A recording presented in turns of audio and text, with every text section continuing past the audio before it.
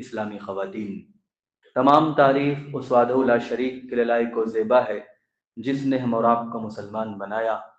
بعد ہو درود و سلام کا نذرانہ ہو تمام انبیاء کرام علیہم الصلاۃ والسلام پر، خصوصاً ہمارے آخری نبی جناب محمد رسول اللہ صلی اللہ علیہ وسلم پر، جنہوں نے اللہ کے دین کو ہم تک پہنچایا۔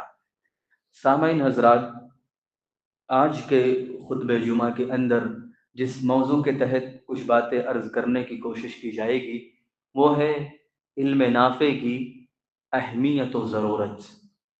علم نافع اور اس کی اہمیت کیا ہے اور اس کی ضرورت آج کے دور میں کتنی ہے، انشاءاللہ مختصراً اس پہ گفتگو کرنے کی کوشش کی جائے گی۔ خطبہ مسنونہ کے بعد آیت کریمہ کا ایک ٹکڑا پیش کیا گیا ہے، اسی سے ہم اپنی گفتگو کا آغاز کرتے ہیں۔ اللہ رب العالمین نے قرآن مجید میں فرمایا، قل هل يستوي الذين يعلمون والذين لا يعلمون۔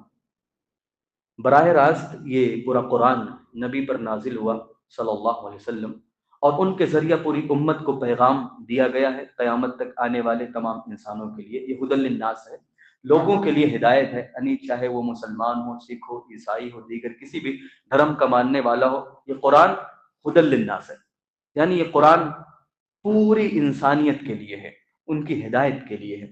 اللہ نے فرمایا نبی کو براہ راست اس میں خطاب کرتے ہوئے، کیونکہ جو اہم بات ہوتی ہے اللہ قل کے ذریعے باقاعدہ اللہ کے نبی کو مخاطب کرتا ہے۔ جیسے اللہ نے فرمایا قل هو اللہ احد، قل یا ایھا الکافرون، قل اعوذ برب الفلق، قل اعوذ برب الناس، یعنی اس طرح جو اہم بات ہوتی ہے اللہ قل کے ذریعے استعمال کرتا ہے۔ اس کا قل کا مطلب ہوتا ہے اے نبی آپ کہہ دیجئے، اے نبی آپ بتا دیجئے، جبکہ پورا قرآن بتانے کے لیے ہے، لیکن خصوصی طور پہ کہا جا رہا ہے تاکہ اس پہ ایک انسان اور بھی توجہ سے سنے، تاکہ نبی ہمارے اس پر خصوصی توجہ دیں۔ اللہ کے نبی کو کہا گیا قل، لوگوں کو بتا دو، لوگوں کو کہہ دو، کیا کہہ دو؟ هل يستوي الذين يعلمون والذين لا يعلمون۔ یہاں پہ جملہ استفہامیہ ہے، یہاں پہ سوالیہ جملہ ہے، سوال کیا جا رہا ہے کہ کیا جاننے والے اور نہ جاننے والے دونوں برابر ہو سکتے ہیں؟ یہ جملہ جب استفہامیہ ہو اور اس میں ایجابی جملہ آ جائے تو اس سے جو عربی کے جاننے والے ہیں، عربی گرامر کے جاننے والے ہیں، اس سے ایک مفہوم نکالتے ہیں، وہ یہ کہ نہیں، یہ دونوں یعنی عالم اور جاہل، جاننے والے اور نہ جاننے والے کسی بھی فیلڈ کے ہوں، وہ دونوں برابر نہیں ہو سکتے۔ ظاہر سی بات ہے ایک طرف کوئی جاننے والا ہو اور ایک طرف ایک کوئی جاہل ہو یا جاننے والا نہ ہو، دونوں برابر کیسے ہو سکتے ہیں؟ ان کی گفتگو کا انداز بھی الگ ہوگا، ان کے چلنے کا انداز بھی الگ ہوگا، ان کے رہنے کا انداز بھی الگ ہوگا، کیونکہ اس کے پاس علم ہے، اس کی تہذیب الگ ہوگی۔ تو اللہ نے خود کہا کہ جاننے والے اور نہ جاننے والے برابر نہیں ہو سکتے۔ اچھا، جب یہ بات ہو گئی کہ جاننے اور نہ جاننے والے برابر نہیں ہو سکتے، تو آپ سوچو کہ اہمیت کس کی ہے، جاننے والوں کی کہ نہ جاننے والوں کی؟ ہر کوئی جانتا ہے، جو علم رکھتا ہے، جو جانکاری رکھتا ہے، اس کی اہمیت الگ ہے۔ آپ کے سامنے اگر دو انسان آ جائیں، ایک انسان سگنیچر کر رہا ہو اور ایک انسان انگوٹھا ٹیک لگائے، تو اس کو مطلب ایک الگ نگاہ سے لوگ دیکھیں، ایک انگوٹھا ٹیک ہے، انگوٹھا لگا رہا ہے، جہاں پہ سگنیچر کرنے کی ضرورت ہونی چاہیے وہاں پہ انگوٹھا لگا رہا ہے، کیوں؟ اس کی مجبوری۔ انسان ویسے ہی اس کو حقارت کی نگاہ سے دیکھتا ہے، یعنی علم اپنے آپ میں ایک مرتبہ رکھتا ہے۔ علم کی بہت ساری فضیلت ہیں، اس فضیلتوں میں سے ایک فضیلت جو اللہ کے نبی صلی اللہ علیہ وسلم نے ذکر کیا ہے وہ یہ ہے کہ طلب العلم فریضۃ علی کل مسلم، کہ علم کا طلب کرنا ہر مسلمان پر فرض قرار دیا گیا۔ کیوں؟ کیونکہ یہ اہمیت کا باعث ہے، یہ شرف کا باعث ہے، یہ بلندی کا باعث ہے کہ ایک انسان اگر علم کو حاصل کرتا ہے تو یہ اس کے لیے شرف کا باعث ہوتا ہے۔ اسی لیے شریعت اسلامیہ نے کہا کہ تم علم کو طلب کرو، تمہارے اوپر علم کو فرض کیا گیا۔ کس پر بھائی؟ فرض مسلم پر۔ مسلم کے لفظ میں محدثین نے ذکر کیا ہے کہ وہ چاہے مرد ہو چاہے عورت ہو، اس لفظ کے اندر دونوں داخل ہیں، تو مرد اور عورت دونوں کے لیے یکساں طور پر علم کو سیکھنا ضروری اور لازم ہے۔ البتہ اس میں علم میں کیٹیگریاں ہیں، جیسے ایک ٹاپ لیول کا علم ہوتا ہے جس کو ہم کہتے ہیں محدث، فقیہ، جہابذہ، جو حدیثوں کے اندر چھان پھٹک کرنے والے ہوتے ہیں۔ یہ علم ایسا ہے جو واجب تو ہے لیکن ہم اس واجب کا ایک نام دیتے ہیں فرض کفایہ۔ بعض ایسے جو بنیادی علوم ہیں اسلام کے، اس کو جاننا انتہائی زیادہ ضروری ہے، وہ سب پر ضروری ہے، وہ سب پر ضروری ہے۔ مثال کے طور پہ اللہ رب العالمین کہاں ہے، توحید کی کتنی قسمیں ہیں، توحید کسے کہتے ہیں، ہمارا عقیدہ کیا ہے، ہمارا منہج کیا ہے، ہم نماز کیسے پڑھیں، ہم زکوٰۃ کیسے دیں، روزہ کیسے رکھیں۔ جس طرح کفار روزہ رکھتے ہیں، اپواس کرتے ہیں، پھل فروٹ کھاتے ہیں اور کھانا پینا اناج وغیرہ نہیں کھاتے ہیں اور کہتے ہیں کہ اپواس ہے، کیا اس طرح روزہ رکھنا ہے؟ یا اسی طرح حج کیسے کرنا ہے، اسی طرح دیگر ارکان جو شریعت اسلامیہ ہمیں بتاتی ہے ہمیں کس طرح کرنا ہے، اس کو کم سے کم جو بنیادی چیزیں اس کا جاننا ہر مسلمان پر واجب اور ضروری ہے۔ اس حدیث کے بقول کی طلب العلم فریضۃ علی کل مسلم، علم کا طلب کرنا ہر مسلمان پر فرض ہے۔ اب جب بات یہاں تک آ چکی ہے کہ علم کا طلب کرنا ہر مسلمان پر فرض ہے، اب بات آتی ہے کون سے علم کا، علم کون سا ہو، کون سا علم حاصل کریں، کس علم کی طرف توجہ دی گئی ہے۔ تو اس تعلق سے شریعت نے خود تقسیم کیا ہے، علم کو تقسیم کیا ہے۔ آج ہم اور آپ جو تقسیم کرتے ہیں دنیاوی علم اور دینی علم، لوگ اس کو تھوڑا سا اور بھی دوسرا نام دینے کی کوشش کرتے ہیں کہ شرعی علم اور غیر شرعی علم، ایک اور بھی تشریح کی جاتی ہے، جبکہ بات وہی ہے کہ ایک ہے کہ اسلام کا علم اور ایک ہوتا ہے عصری علوم جس کو ہم دنیاوی علوم کہتے ہیں۔ تو کل ملا جلا کے اگر دیکھا جائے تو ظاہری طور پہ جو بات نکل کے آتی ہے لوگوں کی طرف سے وہ یہ ہوتا ہے کہ ایک دین کا علم، ایک دنیا کا علم، جبکہ شریعت کے آئینے میں ایسی کوئی تقسیم نہیں ہے۔ دین کا ہو علم چاہے دنیا کا ہو علم، دونوں علم اگر دیکھا جائے تو اسلام کا پیغام ہے، وہ اسلام کی تعلیم ہے۔ ہمیں جاننے کی ضرورت ہے کہ اس کے اندر ہم اسلام کو کیسے لا سکتے ہیں۔ شریعت نے جو فرق کیا ہے وہ الگ فرق ہے، وہ کیا فرق ہے؟ فرق دیکھیے گا جو ابو داؤد کی روایت ہے، علامہ البانی نے اس کو صحیح قرار دیا ہے۔ اللہ کے نبی نے فرمایا صلو علما نافعا، صلو اللہ علما نافعا، کہ اللہ سے علم نافع کی سوال کرو، علم نافع کا سوال کرو، وتعوذوا باللہ من علم لا ينفع، اور ایسے علم سے اللہ سے پناہ طلب کرو جو نفع نہ دے۔ تو تقسیم کیا ہوا؟ علم نافع اور علم غیر نافع۔ مطلب یہ ہے کہ وہ علم جو فائدہ دے، ایک یہ علم ہے، اور ایک علم ہوتا ہے جو فائدہ نہ دے۔ اچھا، ایک علم اور بھی ہوتا ہے جو علم نافع کے اندر ہی ہوتا ہے، وہ کیا ہوتا ہے؟ وہ علم جو نقصان دے۔ بات انشاءاللہ اس کی وضاحت کی جائے گی۔ پہلے ہم دیکھتے کہ علم نافع کیا ہے۔ علم نافع کے اندر عمومی طور پہ تین چیزیں شامل ہوتی ہے۔ علم نافع، بات ہوئی نافع کا مطلب نفع دینے والا، فائدہ دینے والا۔ تو فائدہ کیا؟ کون سا فائدہ؟ روپیہ پیسہ، مال و دولت کی کون سا فائدہ؟ شریعت کہتی ہے، شریعت کا دیکھیے گا کہ علم نافع کے اندر تین چیزیں داخل ہوتی ہے۔ سب سے پہلی چیز جو داخل ہوتی ہے کہ ایک انسان جو علم حاصل کرے اس کا فائدہ اسے خود ہو، خود وہ اس سے فائدہ اٹھائے۔ دوسرا علم ایسا ہو کہ نفع بخش علم داخل ہے کہ وہ علم تو سیکھ رہا ہے، اس علم کے ذریعہ دوسرے کو بھی فائدہ پہنچا رہا ہے، خود بھی فائدہ ہو رہا ہے اور دوسرے کو فائدہ پہنچا رہا ہے۔ اور تیسرا جو سب سے اہم ہے کہ ایک انسان کوئی بھی علم حاصل کرے اس سے فائدہ جڑا ہونا چاہیے آخرت کا، آخرت کا فائدہ ضروری ہے، تو جا کے علم نافع ہوگا، خود بھی فائدہ، دوسروں کو بھی فائدہ، اور مزید یہ کہ اس کی اخروی زندگی میں بھی اس کو فائدہ ملے۔ ایسے علم کی تعریف کی گئی ہے۔ آپ دیکھیں قرآن کے اندر، حدیث کے اندر علم کی کئی تعریفیں بیان کی گئی، الگ الگ اس کی فضیلتیں بھی بیان کی گئی، اس کی اہمیتیں بھی بیان کی گئی ہے۔ انشاءاللہ کچھ باتیں آپ کے سامنے بھی آئے گی، جیسے مثال کے طور پہ علم کی اہمیت اور فضیلت کے تعلق سے، اور خصوصاً علم نافع جو ہوتا ہے اس کے فائدے کے تعلق سے اور اس کی اہمیت کے تعلق سے یہی کافی ہے کہ اللہ کے نبی صلی اللہ علیہ وسلم دعا کرتے تھے۔ آپ دیکھیں پورا قرآن کھنگال لیں، قرآن کے اندر آپ دیکھیں گے کہ الگ الگ انبیاؤں کی الگ الگ دعائیں ہیں، الگ الگ انبیاء کرام الگ الگ دعائیں کیا کرتے تھے، ان کی خاص دعائیں ہیں۔ لیکن اللہ کے نبی کو اللہ رب العالمین نے ایک دعا سکھائی، وہ کون سی دعا ہے؟ وہ کون سی دعا ہے صاحب؟ میں اسی لیے ہر خطبہ جمعہ کے اندر اس کو پڑھنے کی کوشش کرتا ہوں۔ اللہ نے قرآن میں اپنے نبی کو کہا قل رب زدنی علما، کہ اے نبی آپ کہو کہ میرے علم میں اضافہ کر۔ اس علم سے کون سا علم مراد ہے آپ جاننا چاہیں گے؟ بخاری کی روایت اللہ کے نبی جناب محمد صلی اللہ علیہ وسلم کہا کرتے تھے اپنی دعا کے اندر اللہم انی اسألک علما نافعا ورزقا طیبا وعملا متقبلا۔ تین دعا اللہ کے نبی کرتے تھے، علم نافع، اللہم انی اسألک علما نافع، اے اللہ میں تجھ سے علم نافع کا سوال کرتا ہوں، ورزقا طیبا، اور پاکیزہ رزق کا سوال کرتا ہوں، اور پھر وعملا متقبلا، ایسا عمل جو قبول کیا جائے، ایسا عمل نہ ہو ہم بڑے سے بڑا عمل کریں ہمارا قبول نہ ہو تو رائے گا اور برباد ہے۔ اور اگر ہم علم حاصل کریں اور ہمارے پاس روپیہ پیسہ نہ ہو، کھانے کھجانے کے لیے کچھ نہ ہو، تو انسان در در کی ٹھوکریں کھاتا ہے۔ اللہ کے نبی نے تینوں دعاؤں، تینوں چیزوں کو جمع کر دیا۔ اب دیکھیں، اللہم انی اسألک علما نافعا، علم آپ کے پاس آ گیا تو لوگوں کو معزز ہو گئے۔ علم اگر آپ کے پاس کسی بھی چیز کا، اگر آپ کسی میدان میں کسی فیلڈ میں آپ کے پاس کسی بھی ذریعے سے اگر علم ہے تو لوگ آپ کو قدر کی نگاہ سے دیکھتے ہیں، تو آپ کا دنیا کے اندر، سماج کے اندر ایک قدر ہو گیا۔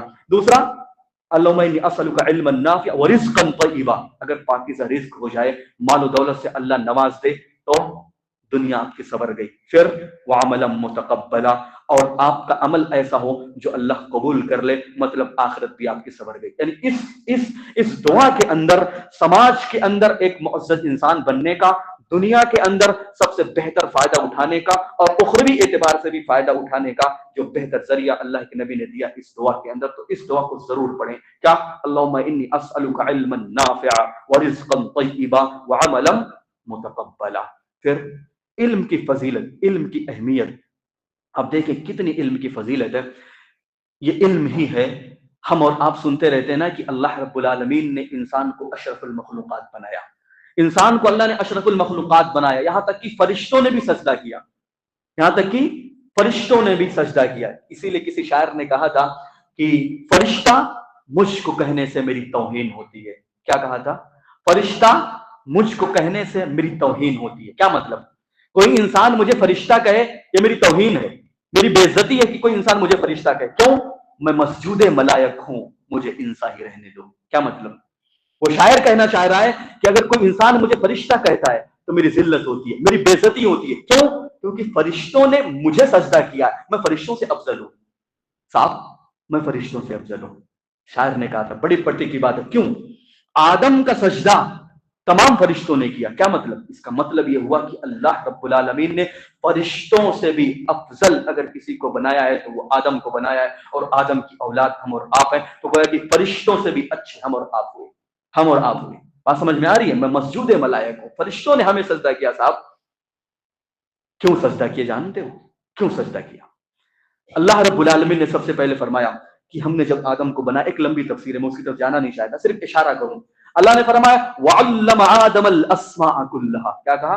وَعَلَّمَ آدَمَ الْأَسْمَاءَ كُلَّهَا، کہ آدم علیہ السلام کو اللہ نے تمام چیزوں کے نام سکھائے۔ علم يعلم، تعلیم دیا، کس کا؟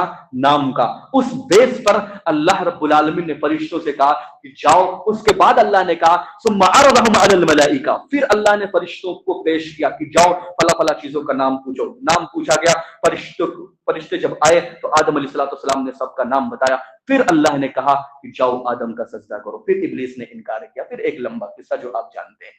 تو المہم یہ ہے جو فرشتوں کو اللہ رب العالمین نے سجدہ کرنے کے لیے کہا، اس میں ایک بنیادی نقطہ جو موجود ہے وَعَلَّمَ آدَمَ الْأَسْمَاءَ، اللہ نے آدم کو تعلیم دیا تھا۔ تعلیم وہی چیز ہے کہ لوگ جھکتے ہیں، لوگ ہمارے سامنے آتے ہیں۔ آج اگر ہم سماج پہ گفتگو کریں، آج دیکھ لیں وہ امت جو خیر امت کہی جاتی تھی، اور آج بھی اللہ رب العالمین نے قرآن میں ان کا تذکرہ کیا ہے، وہ بکریوں کے چرواہے جو عرب کے اندر موجود تھے، آپ دیکھیں کہ وہ لوگ ننگے پاؤں تھے، ننگے بدن تھے، بکریوں بھیڑیوں کو چرانے والے تھے، لیکن اللہ نے ان کو جب توحید کا علم دیا اور دیگر علوم دیا تو اللہ رب العالمین نے قیصر و کسریٰ جو تخت و تاراج کے مالک تھے، اللہ نے ان تمام کا مالک بنایا۔ آپ کو معلوم ہونا چاہیے کہ وہ صحابہ کرام صرف اور صرف دینی علوم جس کو ہم نام دیتے ہیں، ایسا معاملہ نہیں تھا، وہ دنیا کے میدان میں بھی آگے تھے۔ کون نہیں جانتا کہ جب جنگ خندق کی بات آتی ہے جو سن 5 ہجری کے اندر ہوا، جنگ خندق نام ہی اس کا ہے، کیوں نام پڑا معلوم ہے؟ باقاعدہ اس کے اندر سلمان فارسی رضی اللہ تعالیٰ عنہ نے ایک ٹیکنالوجی دیا تھا، ایک بتایا تھا، ایک تھنکنگ دیا تھا، ایک نالج دیا تھا۔ وہ نالج تھا کہ تمام اطراف کے اندر خندق کھودا جائے، खंदक को खोदा गया था। क्यों खोदा गया था मालूम है? चार जानिब से लोग आए थे कि मुसलमानों का खात्मा कर दिया जाए, क्योंकि लोगों ने देखा था जंग बदर के अंदर मुसलमानों की फतेह हुई, जंग उहुद हुआ, कहीं ना कहीं उसमें भी मुसलमानों की फतेह नजर आई। तो लोगों ने सोचा सब मिलकर बैक वक्त मुसलमानों पर हमला कर दें और मुसलमानों का खात्मा कर दें। फिर अल्लाह के नबी सल्लल्लाहु अलैहि वसल्लम ने मशवरा किया, मीटिंग किया, बुलाने के बाद जब फैसला हुआ तो सलमान फारसी ने मशवरा दिया कि हमारे इलाकों में जब इस तरह की कोई मामला होता था तो हम लोग खंदक खोदते थे। वो लंबा खंदक, गहरा खंदक खोदा गया, उसका कोई पार नहीं कर पाया, और हुआ यही कि बगैर जंग के तमाम लोगों ने फतेह याबी से हमकिनार किया जंग खंदक। तो ये किसने दिया था? ये टेक्नोलॉजी किसने दिया था? आपको मालूम है? वो मुस्लिम शरीफ की रिवायत, अल्लाह के नबी ने कहा था जो समंदरी लश्कर पे सबसे पहले जाएगा उस लश्कर में जो भी लोग होंगे अल्लाह उसको माफ करेगा। अमीर मुआविया रज़ियल्लाहु ताला अन्हु जिनके कमांडर थे, और उसके अंदर उनके बेटे यजीद भी मौजूद थे। मैं उसकी तरफ जाना नहीं चाहता, उससे गुफ्तगू कर चुका हूँ। सिर्फ सर दस जो बताना चाहता हूँ कि उस वक्त जो समंदर के अंदर तमाम लश्कर को दाखिल किया गया था, समंदर के अंदर कश्तियों के ऊपर जो सवारी किया गया था, वो कश्तियां कैसी थी, वो कश्तियां कैसे बनाई गई थी, वो टेक्नोलॉजी, कौन सी टेक्नोलॉजी का इस्तेमाल किया गया था। साइंसी दुनिया आज भी हैरान है। तमाम लश्कर को उस पर शामिल किया गया, समंदरी जहाज के जरिए पार किया गया। ये किसने दिया? ये किसकी देन है? सबसे पहला बेड़ा, सबसे पहली कश्ती जो समंदर में डाली गई, अमीर मुआविया रज़ियल्लाहु ताला अन्हु ने एक लश्कर के तौर पर डाला। ये इस्लाम की बात हो रही है, मैं नूह अलैहिस्सलाम की बात नहीं कर रहा, मैं इस्लाम की बात कर रहा हूं। मुसलमानों की देन है और टेक्नोलॉजी जो समंदर के अंदर चलाई गई। ऐसा नहीं है कि इस्लाम सिर्फ कहता है कि नहीं आप मस्जिद बनाओ, मदरसा बनाओ, उसी कैंपस में रहो। नहीं नहीं साहब, आप जानना चाहेंगे ये अल्लाह रब्बुल आलमीन ने जो दाऊद अलैहिस्सलाम के हाथों में लोहा को मोम कर दिया था। अल्लाह ने मालूम है क्या कहा? वअंज़लनल हदीद, हमने हदीद लोहे को नाजिल किया। वअंज़लनल हदीद, हमने लोहे को नाजिल किया। फिर लोहे के अंदर अल्लाह ने फरमाया फीहे मनाफिउ लिन्नास, मनाफिउ लिन्नास, उसके अंदर लोगों के लिए फायदा है। क्या मतलब? लोहा एक कान है, एक मादिन जिसको हम मिनरल टेक्नोलॉजी के नाम से जानते हैं, जो मादनियात का इल्म होता है, उसके भी इल्म को लोग हासिल करते हैं कि कहाँ खजाइन है, कहाँ पेट्रोल है, कहाँ डीजल है, कहाँ सोना है, कहाँ चांदी है, कहाँ नमक है, कहाँ कोयला है। उसके टेक्नोलॉजी के तौर पे शरीयत इस्लामिया ने हमें कुरान के जरिए दिया। आप हासिल तो करो साहब। हम सोचे तो सही, कुरान के अंदर भी मौजूद है, हदीस के अंदर भी मौजूद है। बाकायदा दाऊद अलैहिस्सलाम के ताल्लुक से आता है, वो जीरा बनाते थे। अल्लाह ने उन लोहे को मोम बना दिया था, उसको पिघलाकर, और उसके अपने हाथों से जीरा बनाते थे और जंगी सामान और जंगी आलात करते थे, और बाकायदा उसको खरीदो फरोख्त करते थे ताकि एक इंसान अपने डिफेंस कर सके। अपने डिफेंस के लिए जो आज भी अगर हिंदुस्तान पर देखा जाए तो एक मुसलमान ही था जिसने मिसाइल दिया था। ये इस्लाम जो पैगाम देता है ना, ये आप शुरू से आप देख ले। ऐसा नहीं है कि सिर्फ आप कुटिया में रहें, कुटिया का पैगाम नहीं देता, आप दुनिया में भी आए। वो दुनिया भी दीन है जिसको हमने दुनिया बना के रखा हुआ। असरी उलूम में आप जाए ना, ये बड़ी जो टेक्नोलॉजी हम और आप देख रहे हैं, एक इंसान जो आसमानों का सफर कर रहा है, एक इंसान जो समंदरों के अंदर मछलियों की तरह तैर रहा है, जानते किसकी देन है?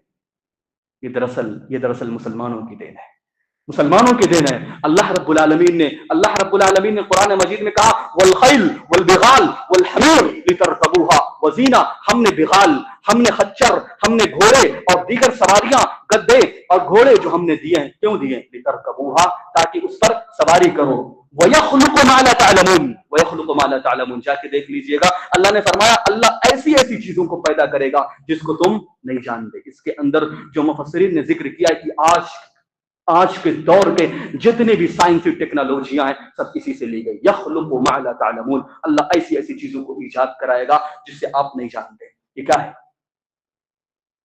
आज अगर हम समाज पे गुफ्तगू करें, हमारे समाज का वो हाल है, वल्लाह अफसोस होता है कि जिसको शरीयत इस्लामिया ने पूरा कुरान दिया, वो कुरान कि जिस कुरान पर ईमान लाए बगैर एक इंसान मोमिन नहीं हो सकता, उस कुरान के अंदर जिसके अंदर अल्लाह रब्बुल आलमीन ने 6666 से जायद आयत को नाजिल किया। अल्लाह रब्बुल आलमीन ने सबसे पहली बात जो अल्लाह ने नाजिल किया, इक़रा पढ़। और यही बात नहीं, आपने शायद गौर न किया हो कभी, ये 5 आयत अल्लाह ने सबसे पहले नाजिल किया था। इक़रा बिस्मि रब्बिकल्लज़ी खलक़, खलक़ल इंसाना मिन अलक़, الذی علم بالقلم علم الانسان ما لم یعلم، جو اللہ رب العالمین نے 5 آیت کو نازل کیا، ان 5 آیتوں میں آپ غور کرو، 5 آیات ہیں، 4 آیتوں میں اللہ رب العالمین نے صرف اور صرف علم کے تعلق سے گفتگو کیا. کس کے تعلق سے؟ پہلی 5 آیت اس میں بات اگر گفتگو ہو رہی ہے تو علم کے تعلق سے، علم کے تعلق سے 4. آپ دیکھیں، اقرا بسم ربک الذی خلق، آپ پڑھیے اپنے اس رب کے نام سے جس نے الذی خلق، جس نے پیدا کیا. خلق الانسان من علق، اس کے اندر علم نہیں ہے، جس نے انسان کو علق خون کے لوتھڑے سے پیدا کیا.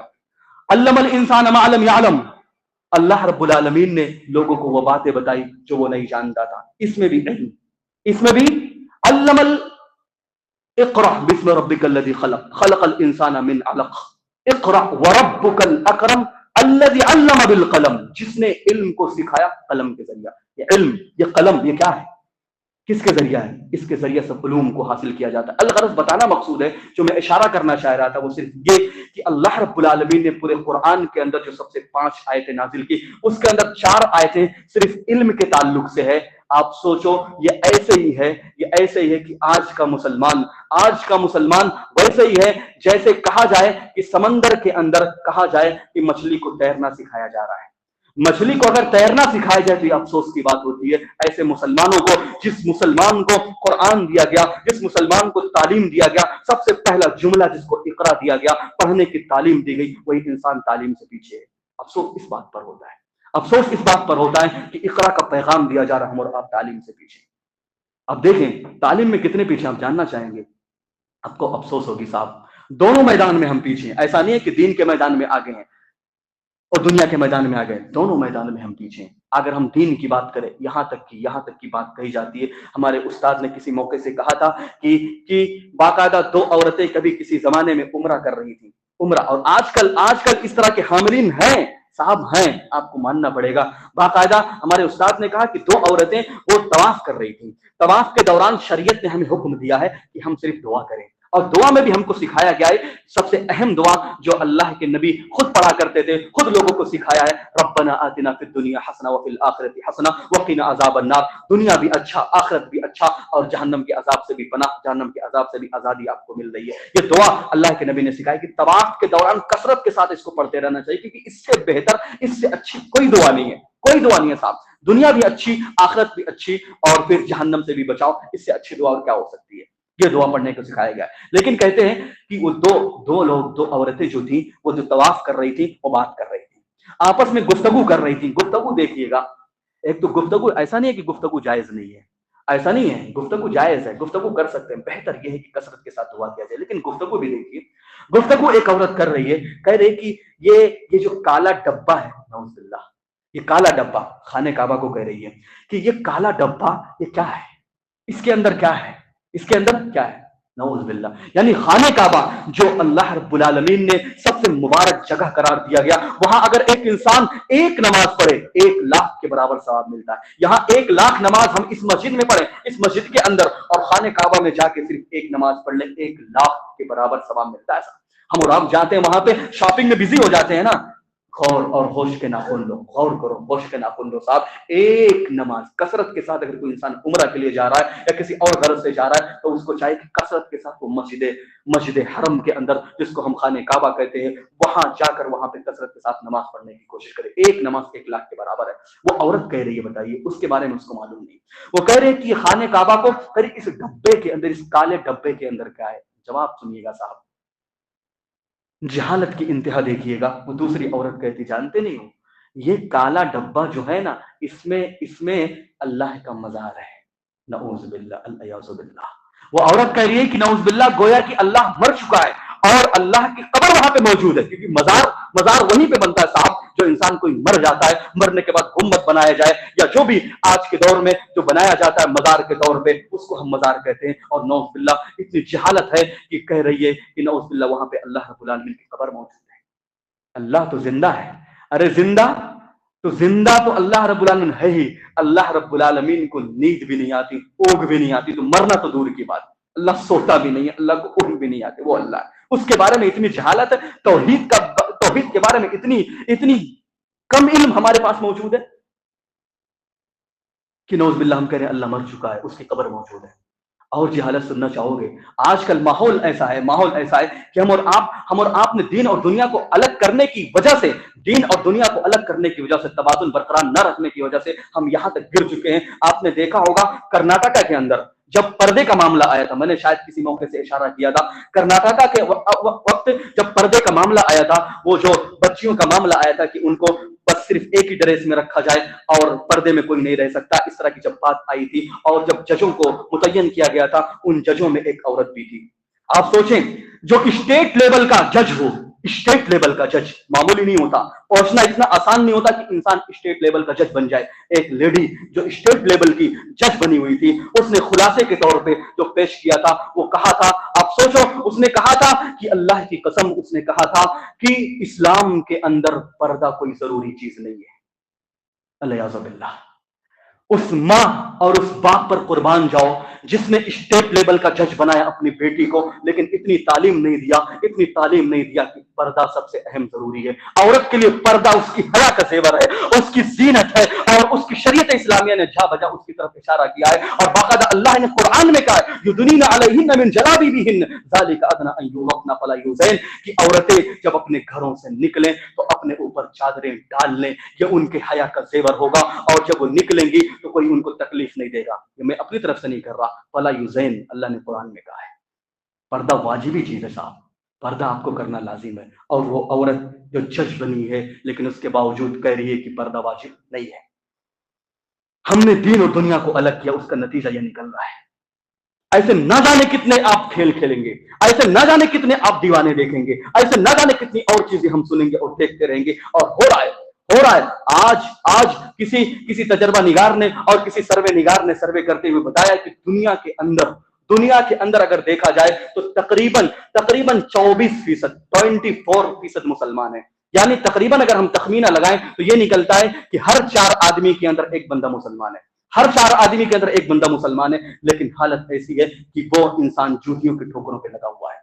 ایک انسان کی مسلمانوں کی وقات نہیں ہے، ان مسلمانوں کی جو دور سے دیکھ کے انسان کرسیاں چھوڑ دیا کرتا تھا، ان مسلمانوں کے لیے آج حالات ایسے ہیں کہ وہ باقاعدہ اپنی سی وی لے کے باقاعدہ در ٹھوکرے کھاتا ہے۔ یہ شریعت نے یہ نہیں سکھایا صاحب۔ ہم تعلیم کے میدان میں آگے آئیں، ہم تعلیم کے میدان میں آگے آنے کی کوشش کریے۔ تعلیم ایسی ہے کہ جو کمزوروں کا ہتھیار ہے۔ آپ جاننا چاہیں کمزوروں کا ہتھیار، ہدہد پرندہ کتنا چھوٹا ہوتا ہے، ہدہد پرندہ ایک چھوٹا سا پرندہ، جب سلیمان علیہ السلام جن کو اللہ رب العالمین نے پوری دنیا پر حکومت دیا تھا، وہ حاکم وقت کہتا ہے کہ کیا بات ہے کہ لا ارى الهدهد، میں ہدہد کو نہیں دیکھ رہا ہوں، اگر وہ میرے پاس آیا کوئی اچھی بات نہ لے کے آیا تو میں اس کو قتل کر دوں گا، اس کو میں ذبح کر دوں گا۔ باقاعدہ لأذبحن کے الفاظ ہیں کہ میں اس کو ذبح کر دوں گا۔ کمزور کا ہتھیار دیکھیے گا، وہ ہدہد پرندہ جب آتا ہے تو کہتا ہے احطت بما لم تحط به، میں وہ بات لے کے آیا ہوں جو تم نہیں جانتے۔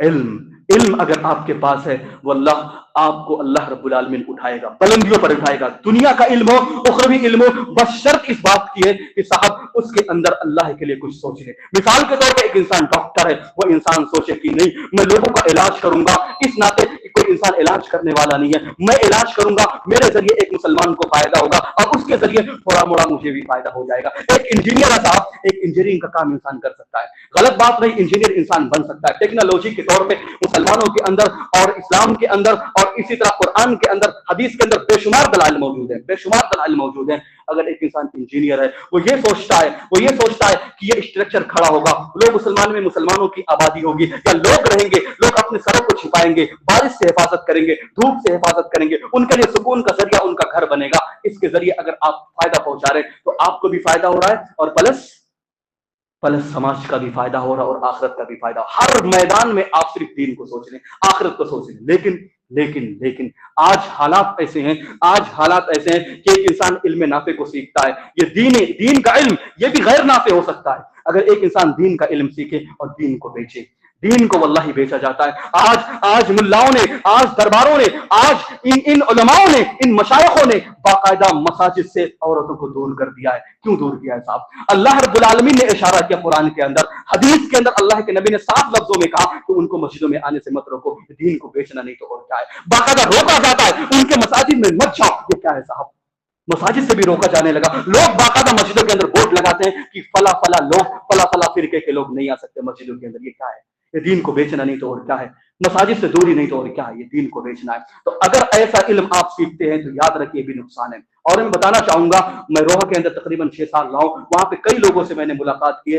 बाकायदा कई बच्चे भी ऐसे थे जो इंजीनियर थे, बाकायदा अल्हम्दुलिल्लाह वो 5 वक्त नमाजी, पहली सबके नमाजी, बाकायदा उनके बकौल में बता रहा हूं। अभी आज भी मैंने उसे और भी तस्दीक के तौर पर ले लिया ताकि मैं आपको पैगाम दे सकूं। बाकायदा पनवेल के अंदर किसी कंपनी में उसका जॉब लग रहा था, वो इंजीनियर है, वो बंदा आज भी पुणे के अंदर काम कर रहा है। खैर, वो बंदा कहता है कि मुझे बाकायदा हायर किया गया, मतलब बुलाया गया और मैं सिलेक्ट हो गया, मैं कंपनी में जॉब कर रहा हूँ। कंपनी में जॉब क्या थी? वो कहता है कि पाइप लाइन का जो होता है, उस पाइप के अंदर बहुत सारी चीजें, जो मोटर का काम होता है, उस मोटर में कुछ उनको बायोडाटा लिखना होता है। वो लिखते हैं कि उसके अंदर कितनी कैपेसिटी होगी, कितना चलेगा, कितना उसका डेट एक्सपायर होगा, क्या होगा।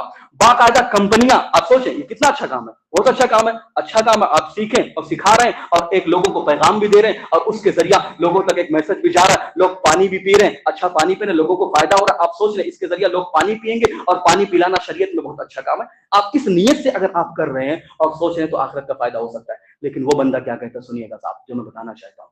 वो बंदा कहता है कि बाकायदा जब मैं कुछ दिन तक काम किया, तकरीबन 2.5 से 3 महीने तक जब काम किया, तो लोगों ने मुझे मेरे ऊपर प्रेशर डाला। प्रेशर क्या डाला कि देखो देखो ये जो तुम बना रहे हो, बाकायदा एडिटिंग करवाया जाता था। एडिटिंग क्या करवाया जाता था? फर्ज करो एक मोटर है, उसकी कैपेसिटी जो है वो तकरीबन 1000 मीटर तक है, वो 1000 मीटर तक उसकी कैपेसिटी है। तो बाकायदा लिखवाया जाता था आप 1500 लिखो, आप 1500 लिखो, आप 1500 लिखो, बाकायदा उसमें लिखवाया जाता था। और लिखवाने के बाद कहा जाता था कि इसका प्राइस इतना नहीं इतना डालो, यानी कैपेसिटी कम ज्यादा लिखवा दिया जाता था, प्राइस भी ज्यादा किया जाता था, ताकि दूसरे लोग देखें और उसकी कैपेसिटी देखकर ज्यादा से ज्यादा उसकी सेल हो और ज्यादा से ज्यादा लोग उसको खरीदें। तो साहब ये क्या है? इल्म नाफे था, हमने उसको गैर नाफे बना दिया। तो इस तरह अपने आप को बचाने की जरूरत है। वल्लाह आज लोगों ने कहना शुरू कर दिया है, education mafia, medical mafia, health mafia. बाकायदा तो लोग तालीम के नाम पे, एजुकेशन के नाम पे लोग कॉलेजेस और दीगर मदारिस, दीगर जामियात और दीगर यूनिवर्सिटीज बाकायदा खोलते हैं और लोगों से अच्छा खासा पैसा रकम वसूल करते हैं। बाकायदा पैसा वसूलने के बाद नाम डाल दिया जाता है, लोगों को फर्जी बिठाया जाता है, लोगों से फर्जी तालीम दिलवाई जाती है, लोगों से फर्जी एग्जाम दिलवाया जाता है और नउज़ुबिल्लाह फर्जी उनको मार्क्स भी दिए जाते हैं। क्या है? Education mafia. ऐसे ही मेडिकल माफिया, बाकायदा प्राइस को हजफ किया जाता है, प्राइस को काटा जाता है। मैंने बाकायदा अपने रोहा के अंदर की बात कर रहा हूं, क्योंकि मैंने अपनी आंखों से देखा, उसकी बात कर रहा हूं। बाकायदा जो प्राइस लिखा होता है, उस प्राइस को हजफ करके दूसरे प्राइस को डाला जाता है। उसको उजाड़ने के बाद पता चलता है कि उसके अंदर प्राइस से कुछ और लिखा हुआ था। साहब लूटो, लेकिन इतनी भी हद नहीं, हद आपने पार कर दिया है, हद आपने पार कर दिया है। ऐसे तमाम चीजों में आप देखें, एक इमारत खड़ी करनी है, एक बिल्डिंग आपको बनानी है, और आप एक इंजीनियर को हायर करते हैं, आप बुलाते हैं, वो इंसान कहता है इतना सलिया लगेगा, इतना ये लगेगा, इतना वो लगेगा। वो एक बंदा जो सलिए वाला होता है, कोई और वाला होता है, वो आके कहता है, जो ठेकेदार होता है, वो कहता है साहब अरे कम बताओ ना, हमारा बजट का फायदा होगा। वो इंजीनियर भी उसी हिसाब से करता है। ये क्या है साहब? ये क्या है? Engineer mafia.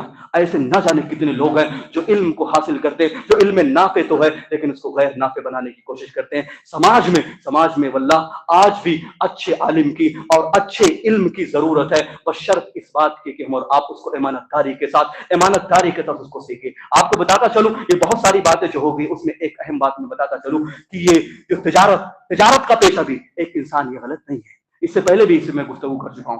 तिजारत के जरिए बाकायदा जो हिंदुस्तान के अंदर, मैं किसी और की तारीख बयान करूं तो शायद आपको झूठ लगे, ये हिंदुस्तान जिसके अंदर हम और आप सांस ले रहे हैं, जो इस्लाम फैला है, जो हम और आप जो मुसलमान कहलाने के हकदार बन रहे हैं ना, ये जो देन है, ये ताजिरों की देन है, ये ताजिरों की देन है। तिजारत करते थे, दूसरी जगहों पर जाते थे, वहां से अरब कंट्री से यहाँ भी आए। केरला के अंदर जो एक लंबी तारीख है, उन मुसलमानों ने बाकायदा यहाँ पर लोगों को मुसलमान बनाया, लोगों को सिखाया आप भी ताजिर बनो, आप भी बिजनेसमैन बनो, बड़े से बड़े बनो, दुबई जाओ, कतर जाओ, दमाम जाओ और न जाने कहां कहां जाओ, लेकिन वहां तालीम रखो। आपको बताता चलूं, नॉलेज ये जो लैंग्वेज का नॉलेज होता है, लैंग्वेज भी आप सीख सकते हैं, इंग्लिश है, सिरियानी है, जो भी जुबानें पाई जाती हैं, वो भी नॉलेज आप सीख सकते हो। बुखारी मुस्लिम की रवायत है, अल्लाह के नबी सल्लल्लाहु अलैहि वसल्लम के पास खुतूत आते थे, खत सीरिया से।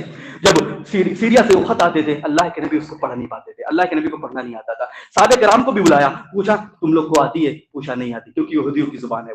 وہ یہودیوں کی زبان ہے، تو یہودیوں کے پاس خط کو لے کے جایا جاتا تھا پڑھنے کے لیے، تو اللہ کے نبی کہتے ہیں کہ مجھے ان پر بھروسہ نہیں ہے، وہ کیا بتا دیں، کیا لکھ کے دے دیں۔ جب لکھنا ہوتا تھا کوئی پیغام کو حاکموں کو بھیجنا ہوتا تھا تو یہودیوں کے پاس جاتے ان سے لکھواتے تھے۔ اللہ کے نبی نے کہا زید بن ثابت کو، زید بن ثابت تم کو سریانی زبان آتی ہے؟ وہ کہتے ہیں کہ نہیں، اللہ کی قسم مجھے نہیں آتی۔ وہ کہتے ہیں کہ اللہ کے نبی نے کہا کہ تعلموها، اللہ کے نبی کہتے ہیں کہ اس زبان کو سیکھو۔ کیا مطلب؟ دنیا کے اندر جتنی زبانیں پائی جاتی ہیں آپ اس کو سیکھو، اس زبان کے اندر تعلیم کو عام کرو، قرآن اس زبان میں لکھو، قرآن اس زبان میں پہنچاؤ۔ پھر کہتے ہیں ذہانت دیکھیے گا اس صحابی رسول کی، ذہانت دیکھیے گا، وہ کہتے ہیں واللہ ما مر نصف شہر حتی تعلمت لرسول اللہ۔ یہ دیکھیے گا، وہ کہتے ہیں کہ اللہ کی قسم، اللہ کی قسم 15 دن بھی سے زیادہ نہیں گزرا تھا۔ نصف شہر، نصف شہر کا لفظ ہے، مطلب کیا ہے؟ مہینے کے آدھا، نصف آدھا یعنی کیا ہوتا ہے؟ 15۔ 15 دن بھی، بعض روایتوں کے 17 کے الفاظ ہیں کہ 17 دن بھی نہیں گزرا تھا کہ میں نے اس ایرانی زبان کو یاد کر لیا، میں پورا سیکھ گیا۔ اس کے بعد جب کوئی خطوط آتے تھے تو میں پڑھتا تھا، اور جب کوئی بات ہوتی تھی تو میں لکھ کے دیتا تھا، تو آپ بھی ایسا کریں، آپ بھی اسلام کے داعی بنے، ہر میدان میں جائیں، آپ ٹرانسلیٹر کا کام کریں لیکن وہاں بھی جائیں، دین کا کام کریں۔ ہر میدان کے اندر شریعت اسلامیہ نے ہم کو جگہ دی ہے، بس شرط اس بات کی کہ آپ سیکھیں اور اس ناحیے سے سیکھیں کہ اخروی زندگی کو اس کے اندر ڈال دیں، علم آپ کا نافع ہو جائے گا۔ کوئی بھی علم آپ سیکھیں، بس غلط نہیں ہونا چاہیے۔ بعض علم غلط ہے، بعض علم سرے سے غلط ہے، جیسے جادو کا علم ہے، اگر کوئی انسان ویسا علم سیکھ رہا ہے تو وہ سرے سے غلط ہے۔ جو سرے سے غلط ہے، شراب کیسے بنایا جاتا ہے، شراب کیسے بیچا جاتا ہے، اس کی مارکیٹنگ کیسے کی جاتی ہے، ایک انسان اگر وہ کرتا ہے تو غلط ہے، وہ غلط ہے۔ لیکن اگر کوئی انسان اچھا کام سیکھ رہا ہے، کوئی بھی کام دنیا کا ہو، دین کا ہو، لیکن توازن برقرار رکھیں صاحب۔ جیسا کہ میں نے اشارہ کیا، آپ دین کے میدان میں آگے سے آگے چلے جائیں، لیکن ایسا بھی نہ ہو کہ پوچھا جائے پرائم منسٹر کون ہے، ہم کو پتہ ہی نہیں ہے، ہم کو پتہ ہی نہیں ہے صاحب پرائم منسٹر کون ہے، سی ایم کون ہے، پی ایم کون ہے، ہمارا کیپٹل کیا ہے ہندوستان کا، ہم کو پتہ ہی نہیں۔ ایسا نہیں ہونا چاہیے، ایسا بھی نہیں ملا مولوی، ایسے بولنے کی بھی ضرورت نہیں ہے۔ باقاعدہ آپ کو بتاتا چلوں، آج جو سماج کے اندر ایک بات کہی جاتی ہے، وقت بڑی تیزی کے ساتھ جا رہا ہے، میں ختم کرنے کی کوشش کروں گا ایک بات اور ایک نقطہ ذکر کر کے، کہ آج بڑی تیزی کے ساتھ یہ بات کہی جا رہی ہے کہ ان علماؤں کو ان مدارس کے اندر بھی دنیاوی تعلیم ڈالنے کی ضرورت ہے۔ صاحب یہ ڈالا ہوا ہے، شاید کوئی ایسا مدرسہ ہو جہاں پہ انگلش نہ پڑھائی جاتی۔ میں خود الحمدللہ جس مدرسے سے فارغ ہوں، نہ جانے جب سے وہ مدرسہ قائم ہوا ہے، جب سے عالمیت تک انگلش پڑھائی جاتی ہے۔ میں نے خود انگلش لینگویج پڑھا ہے، باقاعدہ اس کے اندر میں ایک عربی طالب علم ہوں، لیکن الحمدللہ میں نے انٹر کیا ہے، وہ بھی سائنس سے۔ کہاں سے کیا صاحب؟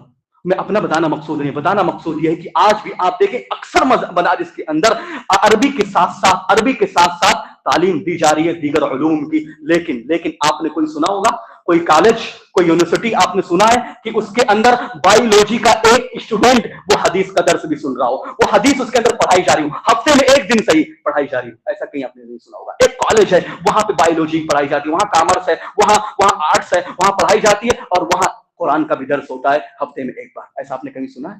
نہیں، یہ ہماری کمزوری ہے صاحب۔ ہم خود ایسے یونیورسٹی، ایسے کالج کو تلاش کریں، ایسے کالج کو بنانے کی کوشش کریں، جس طرح علماء کی ذمہ داری ہے، جس طرح علماء نے اپنی ذمہ داریوں کو نبھایا ہے۔ جب بات آئی تھی 1857 کے اندر، آپ کو شاید یاد ہوگا ہندوستان کی تاریخ، جب 1857 کے اندر جب بات آئی تھی کہ مسلمانوں کو تعلیم سے دور کیا جائے گا، مسلمانوں کو یہ نماز روزے سے دور کیا جائے گا، تو علماء نے بہت ساری کمیٹیاں، بہت ساری تنظیمیں، بہت ساری جماعتیں بنائی تھی، جگہ جگہ مکاتب، جگہ جگہ مدارس، جگہ جگہ اسکول، جگہ جگہ کالجز، جو اسلامی اسکول، اسلامی کالج جو بنائے تھے، وہ آج اسی کی دین ہے کہ ہم اور آپ زندہ ہیں، ہم اور آپ مسلمان کہلانے کے حقدار ہیں۔ لیکن آپ نے کبھی سنا کہ مسلمانوں نے مل کر ایک کالج بنایا ہو؟ الا ماشاء اللہ ایک آدھ کوئی آپ نے سنا ہوگا۔ آج اس بیداری کو جگانے کی ضرورت ہے۔ آج انگلیوں پہ نہیں گن پائیں گے صاحب کہ اس ہندوستان کے اندر کتنے مدرسے ہیں، کتنے مساجد ہیں، آپ نہیں گن پائیں گے انگلیوں پہ۔ لیکن اگر آپ یہ چلے جائیں کہ کتنے کالج ہیں مسلمانوں کے، انگلیوں پہ گن لیں گے، 2 3 4 5 بس ایسے۔ اس میدان میں ہم کیوں نہیں آتے؟ ہم مولویوں کو دوست دیتے ہیں صاحب کہ وہ لوگ کام نہیں کر رہے ہیں. ہم نے کون سا کام کیا ہے؟ جس طرح علماء کی ذمہ داری ہے کہ مدارس اور مساجد کو سنبھال کر رکھیں، ایسے آپ لوگوں کی، تمام ڈاکٹرز کی، تمام انجینئر کی، تمام جتنے بھی جس فیلڈ کے ہیں، وہ تمام لوگ مل کر وہ اپنے فیلڈ کا اپنا ایک کیمپس تیار کریں، تاکہ ہماری مسلمان بچیاں، ہمارے مسلم بچے اس کیمپس میں جائیں اور وہاں پہ حدیث کا بھی درس ہو، اور وہاں پہ قرآن کا بھی درس ہو، اور وہ بایولوجی کو بھی سیکھیں، اور وہ کامرس کو بھی سیکھیں، وہ آرٹس کو بھی سیکھیں، دنیا کے تمام علوم کو سیکھنے کی کوشش کریں، شرط اس بات کی کہ آپ بھی آنے کی کوشش کریں. تو بات یہ چل رہی تھی صاحب کہ علم نافع کی بڑی فضیلت ہے شریعت اسلامیہ کے اندر. اس کے تعلق سے سیدھا سیدھا باتیں آپ کے سامنے ذکر کرنے کی کوشش کی ہے. انشاءاللہ العظیم اس پر توجہ دینے کی کوشش کی جائے گی. آپ جو بھی علوم حاصل کریں، جو بھی علم حاصل کریں، اس کو نافع بنانے کی کوشش کریں، لوگوں کو خود فائدہ پہنچائیں، اپنا بھی فائدہ پہنچائیں، اور اس کے اندر ایک چیز سوچ لیں کہ آخرت میں اس کا میرے لیے کیا فائدہ ہو سکتا ہے. ایک اور مثال دے کے میں ختم کرنے کی کوشش کروں. مثال کے طور پہ ایک معمولی سی چیز الیکٹریشن ہے، الیکٹرک کا کام ہے. یہ آپ دیکھیں تو دنیا کا معاملہ ہے نا، لیکن انسان دین بنا سکتا ہے. ایک انسان یہ سوچے کہ لائٹ جلے گی، اجالا ہوگا، لوگ قرآن پڑھیں گے، فین چلے گا، لوگ پڑھیں گے، ٹھنڈی کا ماحول ہوگا، اچھا ہوگا، اور لوگ وہاں پہ قرآن پڑھیں گے، نماز پڑھیں گے. جو بوڑھے ہیں، جو مساجد میں نہیں آ سکتے، وہ وہاں پہ نماز پڑھیں گے، قرآن پڑھیں گے. ان کو کم سے کم فین پہنچے گا، ان کو ہوا پہنچے گی، ان کو لائٹ پہنچے گا. تو آپ کو فائدہ بھی ہو رہا ہے آپ کو کام کرنے کا، دنیا بھی آپ کی سنور رہی ہے، آخرت بھی سنور رہی ہے، کیونکہ آپ دوسروں کو فائدہ بھی پہنچا رہے ہیں، خود بھی فائدہ پہنچا رہے. اپنے گھر میں کوئی کام آ گیا تو آپ نے کام کر دیا، خود کو بھی فائدہ، دوسروں کو بھی فائدہ، اور آخرت کا بھی فائدہ. کوئی بھی کام ہو، آپ بس نیت صاف کر لیں، پیسہ بھی کمائیں گے، دنیا بھی بنے گی اور آخرت بھی بنے گی. اللہ سے دعا ہے کہ بارے ہم مسلمانوں کو کہنے سننے سے زیادہ عمل کرنے کی توفیق عطا فرما. آمین.